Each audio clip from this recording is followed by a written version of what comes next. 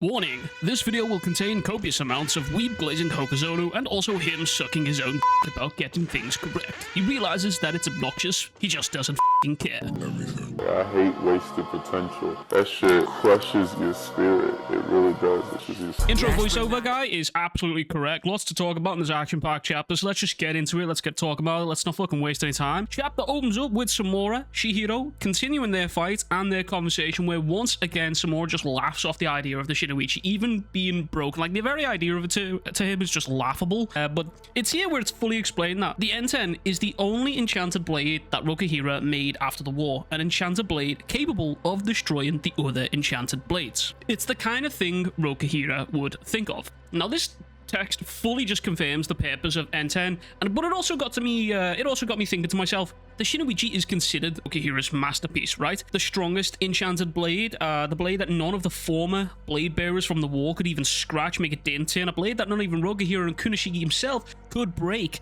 which means if Enten's purpose was to break that enchanted blade and the enchanted blades all after that, does that mean the current Enten would then become the new Shinoichi? And therein lies another problem. Depending on how powerful Enten does become, it could become the target of the Hishaku, and it could be revealed to us that Yora's target is actually Enten and not the Shinoichi. Because let's not forget, Yora seems to be aware of future events. It was a prevalent talking point in his conversation with Samura, and he also tells Chihiro during their fight and their first meeting that he's too green to harvest yet. Now, if the sword bearers are the trees and the enchanted blades themselves are the fruits for harvest, just saying, keep a pin in it, because if Enten turns out to be stronger than the Shinoichi and Enten's capable of breaking the Shinoichi, why the fuck would Yora need the Shinoichi? Anyways, Samura continues to cast doubt upon Chihiro's plans, telling him, even if you did have that power against the Tobimune, you've not even nicked it. To which Chihiro tells him, this is just the beginning. Now, remember right now, Chihiro is sinking deeper and deeper into the true realm of the Enten, but more than that, these two lines just sort of literally serve as foreshadowing for the end of the chapter, because Samura tells him, you haven't even nicked it, and at the end of the chapter, that very thing actually happens, and then Chihiro tells him at the beginning, this is just the beginning, because he hasn't nicked it, but he eventually will, and he's confident that he will. Now, I've been talking about this for a little while in previous videos, but one of the core themes within the story of Kagurabachi is the sins of our father. Chihiro is trying to correct his father's mistakes, and the same can be said of Hakuri and Iori, but to a lesser degree almost. They're sort of just, they're carrying the burdens of their fathers, basically. But Chihiro reaffirms this after Samura tells him his burden is from the past, and it's not yours to shoulder, to which Chihiro proudly declares he is Kunishigi Rokuhira's son. Now, I mentioned this again in the last video, but I've always wanted Chihiro to be a little bit more emotional when it comes to situations like this, and we inch closer to that with this chapter. Once again, Hokuzono does an absolutely stellar job of just showing the emotions going through Chihiro's face, because at this point right here, his declaration of his lineage, I don't think we've ever seen him more locked in, but I did enjoy this little point here. I'd like to see him getting angry, getting fired up, and vocalizing his thoughts rather than just the internal monologue. It's nice to see that. It's kind of like how my main characters, I want to see them sort of vocalize things. I don't need him to be vocal all the time, but just in situations like this where it sort of demands a little bit of verbalization to be firm in his desires for what he wants here. That's kind of nice to see. But it is this declaration that serves as the signal for the round 2 of their fight, because Samura teleports behind Chihiro attempting to slash him. But this slash, as it happens, Chihiro notes that this slash is even faster now, and he's never felt this level of ferocity. This time, he's really going for the Enten. Now, I'm gonna choose to believe that this is Chihiro referencing all the opponents he's fought prior to Samura right now, as opposed to just the ferocity from Samura. Anyways, this slash that Samura throws ends up missing, and it missed because Chihiro is now behind him. Now, before you even read the text explaining what has actually happened here that goes on later into the chapter, right here, there are little tells in what actually just happened, because you see the spirit energy being expelled somewhat from Chihiro. And in the previous chapter, this same type of energy expulsion is shown in this diagram here to explain how Crow works. And Samura is starting to figure this out pretty handily, because obviously he's a war vet. His combat experience is just going to be infinitely larger than Chihiro's.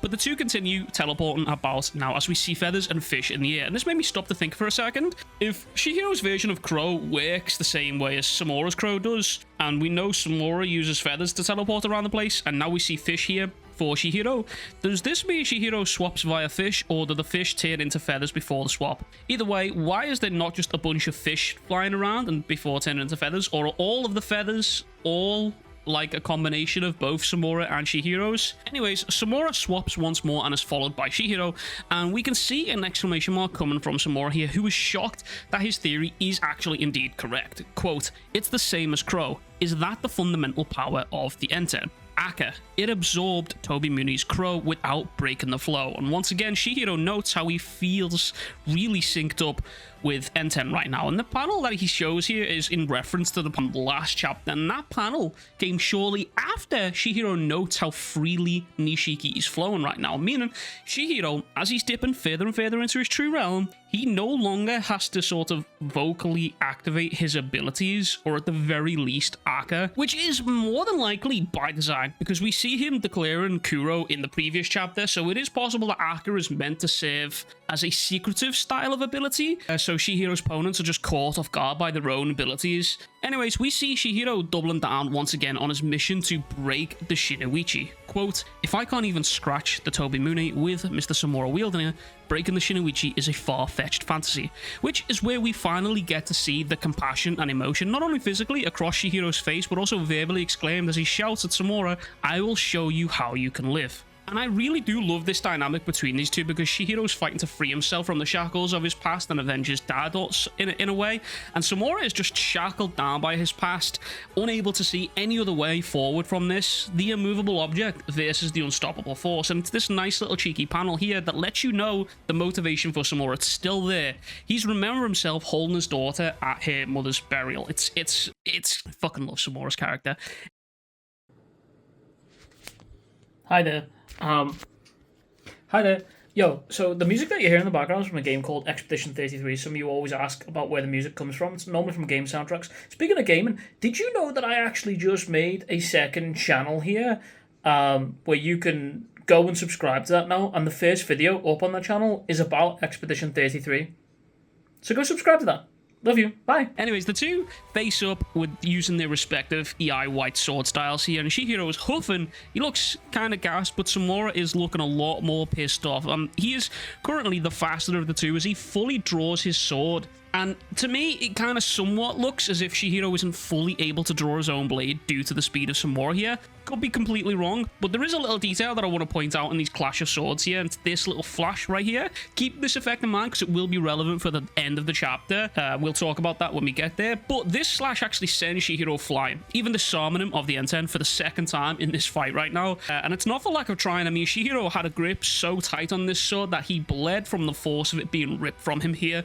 Like, that man was not ready to let go of that sword, let me tell you. Anyway, Samura readies for his second attack as Chihiro winces in pain at the recoil from the first one, and it's here we're treated to a flashback of a conversation that Chihiro has had with the Masumi, and it's revealed that Samura's crow ability and Chihiro's fish from Enten work in the same way. They both read the shape of anything they touch in a minute detail with regard to the surrounding environment. I think they can detect temperature, sound, and airflow, giving him a natural sense of space. See, these feathers and goldfish almost act like high-tech radars for them to just map out their surroundings and environments. It kind of reminded me of the scene from Batman where he has the like sonar goggles and they just sort of map everything out for him. Same sort of vibe, and you know Hulk Hozono is a Batman fan, you know that's the truth. Well, ironically, almost everything that Crow's feathers detects here, the Masumi are capable of concealing. Because remember, these guys were formed and trained in a way that would assist Samura throughout his battles here, so they wouldn't get in his way and wouldn't get cut down.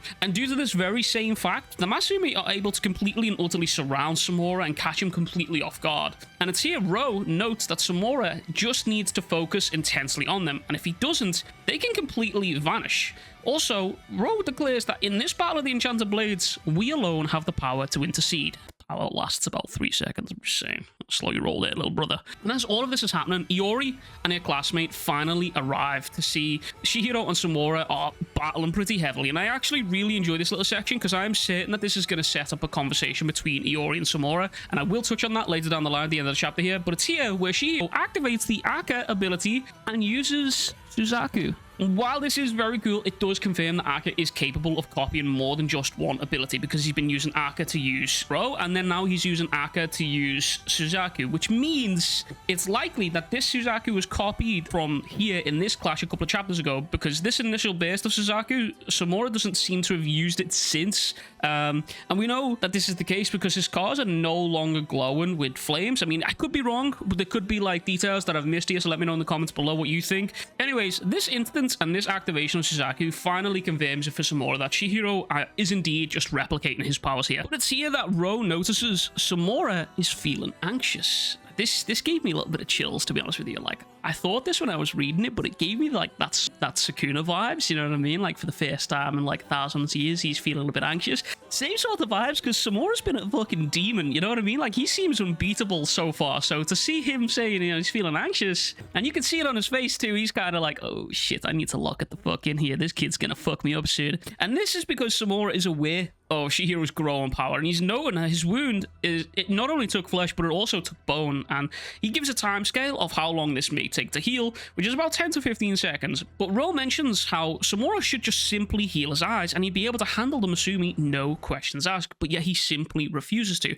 And this is going to be important for a theory that I have. Quote, "You're afraid to open your eyes to a future in which you go on living." Now, Samura instantly remembers the suffering that Iori went through and the potential end of that suffering. And this just reaffirms Samura's beliefs that what he is doing is correct, because he's already seen the future. And so long as the Shinoichi exists, he believes that future will come to pass. That Iori's just not safe. But it's here Samura activates what I can only assume is Suzaku in a centipede-like fashion. The Masumi are sent flying backwards, and we're even shown flames here on the shoulders, so it is definitely a Suzaku activation, but the way it activated very, very heavily reminded me of Centipede. Even the same sort of stance that he has here was similar to it. The Masumi only managed to hold Samura back for a mere 3 seconds, but it's here that Samura is flanked by Chihiro, as Samura notes that Chihiro didn't even heal his hand, but instead he's pouring all of his energy into an attack, and we can see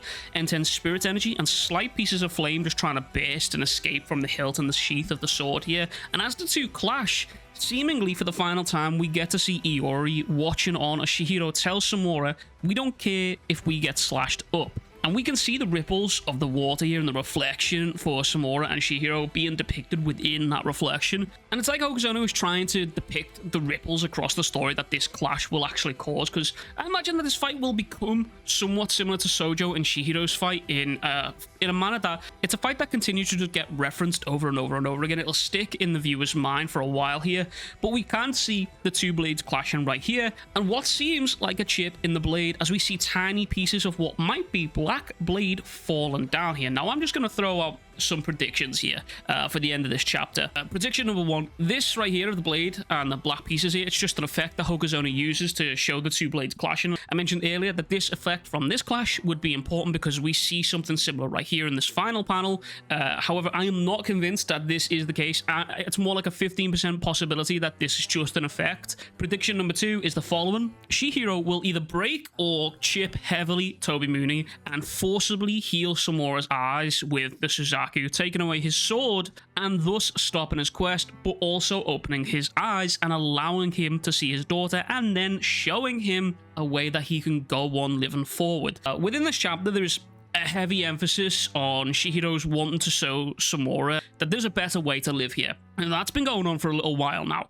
And there's also an emphasis on Samura's eyesight, whether it's his actual physical eyesight or a metaphorical sense of the word. Ro mentions how if he just healed his eyes, he could have easily beaten them. But Ro also mentions that Samura is scared to open his eyes to the future. But Samura is the type of dude who's just resolute in his convictions. He's not... talking him out of this is just not possible. Talking cannot sway him out of the path that he has taken here. But so too is Chihiro. I mean, we've learned now that Chihiro's true realm of Enten is the destruction of the enchanted blades. That's a fact. That's no longer up for debate now. And thus, completing his goal as his father wanted would be the true realm of the Enten. So as for how Chihiro will do this, I believe Chihiro's special eyes will be relevant to his usage of Suzaku here. Because remember, Chihiro only needs to see something once or twice to sort of understand its effects and replicate it. He copied the EI White style and mastered it to a level that could just simply stand up to Samura and give him this kind of fight.